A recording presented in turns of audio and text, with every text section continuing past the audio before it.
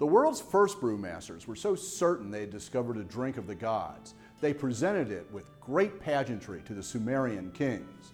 German monk Martin Luther found redemption in the brew. He said, "Whoever drinks beer is quick to sleep. Whoever sleeps long does not sin. Whoever does not sin enters heaven.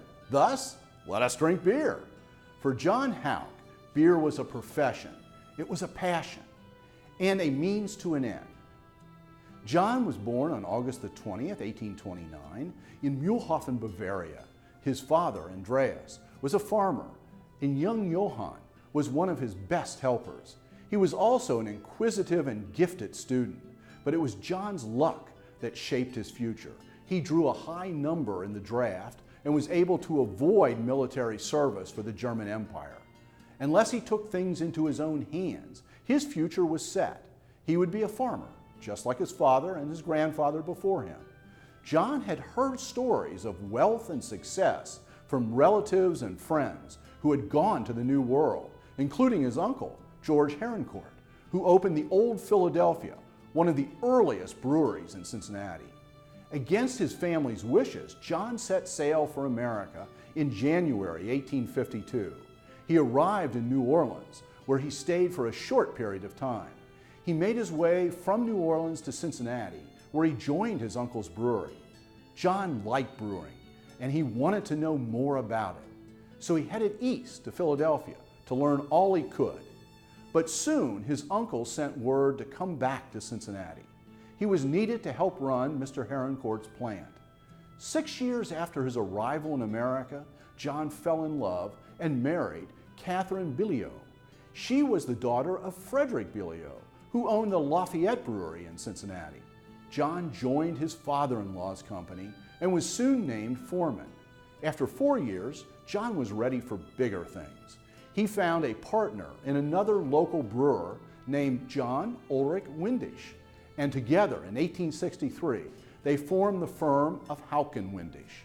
They established the Dayton Street Brewery in Cincinnati's West End on 5 tracts of land between Whiteman and Central Avenue, near the Miami-Erie Canal, which supplied plenty of water to drive the machinery. The Dayton Street Brewery quickly carved out a special market niche, producing quality lager beer. Demand soared. In its first year of operation, Hauck and Windisch produced 10,000 barrels of beer. 5 years later, volume had tripled to 32,000 barrels. News reports of the time described the excellent quality of the beer brewed in that establishment. The young firm earned a strong reputation, and their products found a ready market. By then, there were 36 breweries in Greater Cincinnati, with at least 15 concentrated in over the Rhine, and another 3 in the West End. Beer was an economic and social powerhouse, driven by the city's excellent transportation options, the surrounding fertile farmlands, and fueled by the large number of German immigrants who made up more than a quarter of the city's population. The Dayton Street Brewery sailed along until 1879, when John Windisch died unexpectedly. In order to form the John Hauck Brewing Company, John formed a new stock company. He sold $550,000 worth of stock, the largest stock offering in Cincinnati up till that time. Eventually, the brewery covered most of the area around Central Parkway, Dayton Street, and York Street. Volume at the Hauck plant was 90,000 barrels a year. In addition to the John Hauck Golden Eagle lager and export lager, the plant was producing a Pilsner and even a brew branded Invalid beer. Advertisements for this special beer called for all ye weak, all ye dyspeptics, that promised to improve and complete your health. By 1893, the per capita consumption of beer nationally was 16 gallons, but in Cincinnati, the average per capita consumption was 40 gallons. 40 gallons for every man, woman, and child in the Queen City, or 2.5 times the national average. The glue that held the local market together was the neighborhood saloon. At the end of the century, consumption of beer drove the city's production to the astronomical total of 1,115,000 barrels. The beer business was good to John Hauck and his family. It was also a means for him to generously support the community he loved. John served as the president of the Cincinnati Reds in 1886 and president of the German National Bank, which was later known as the Lincoln National Bank. Then, in late 1885, John Hauck single-handedly saved the Cincinnati Zoo. It had fallen on hard times, so he bought it, paid off its debts, and leased it back to the Zoological Gardens Company for 99 years. Clearly, John Hauck understood that giving back is the best way to achieve true wealth. John's health started to fail in 1893. He retired from the brewing company. After a long illness, he died in 1896, and his son Louis assumed responsibility for the brewery and all his father's interest. For the next 20 years, the business was conducted and exceptional beer continued to be brewed, just as John Hauck would have expected. John Hauck is now just a page from a distant history book, and his children, Louis and Emily, are lost from our memories as well.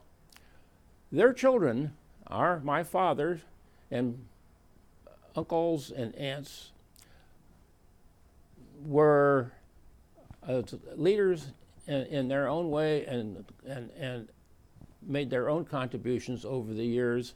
And now we have 3 more generations scattered from all over the United States, from New England to California, and they are doing their best to follow in John Hauck's footsteps. Thank you, John Weil and George and Steve, everybody involved in the selection committee. I'm the 5th generation of John Hauck, and by chance I have the same name. We've been allotted 3 minutes to speak, and I'm accustomed to public speaking, and I'm going to use my full quota. I want to take off on a couple of things Dan Hurley said about my great-great-grandfather and what my father, Corny Hauck, here in the first table has said also. The comments that Dan Hurley made about the zoo and the Cincinnati Reds are worth developing further. The Zoological Society of Cincinnati, as many of you may know, was originally opened in 1875, and it was a for-profit corporation. It had shareholders and officers, and it had development plans. Yet it suffered financially from the very beginning. John Hauck was an early shareholder and bondholder in the enterprise. He bought the property of the zoo near Avondale in 1885 for $135,000. That was essentially the value of the property, the buildings on it, and everything else. He saved the zoo from collapse. On the other hand, Mr. Hauck knew that the value of the 66 acres then owned by the zoo was vastly greater than the price he had paid for the property. So he had a secure investment. Fortunately, the zoo was able to repurchase the property over the next several years. During this time, the records also show, as I researched here at the Museum Center just this last few days, the records also shows that he funded numerous concerts at the zoo during the summer months. This program of summer concerts became an annual event. Thus, Mr. Hauck demonstrated a combination of good business judgment in recouping his money.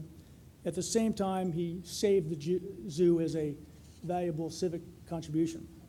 Now, the Cincinnati Reds, as most of you know, was the first professional team in baseball. We've got some Reds connections here tonight. They started in '69. It appears from my research that Mr. Hauck purchased the club in 1886 for one particular purpose. That was the right to sell beer at the concession stands in the ballpark. And he made sure that only Hauck beer was sold. The Reds were then in the American Association, not in the National League, because at that time, the National League prohibited beer sales. The American Association promoted beer sales. In fact, it was called the Beer Guzzling League.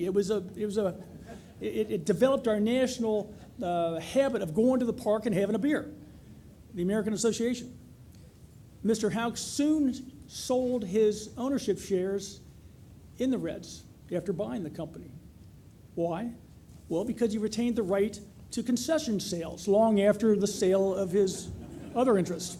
Once again, he was a smart businessman as well as a great civic contributor. He sold beer at the field down on Bank Street. Later they moved to Finley and Western, and there's been beer at the ballpark ever since. Now, the Hauck family has continued the philanthropy since the time of the famous brewer. Each generation has contributed to the welfare of the city in different ways. In fact, the Museum Center, one of our hosts tonight, and Xavier University, where we are now seated, have been the recipients of generous gifts from two of John Hauck's grandchildren. My father referred to them. They happen to be my grandfather and my great uncle. They have benefited the Museum Center and Xavier immensely during their lives and after their lives. My father also has contributed to the family philanthropy, but mostly in another part of the country. The lessons that I have learned as a fifth-generation member from this are, first, that one should appreciate and be thankful for all that he has been given in life. The second lesson is that one should try to contribute back to the world whatever he or she can manage to do. Mr. Hauck, the brewer, set a final example of doing that.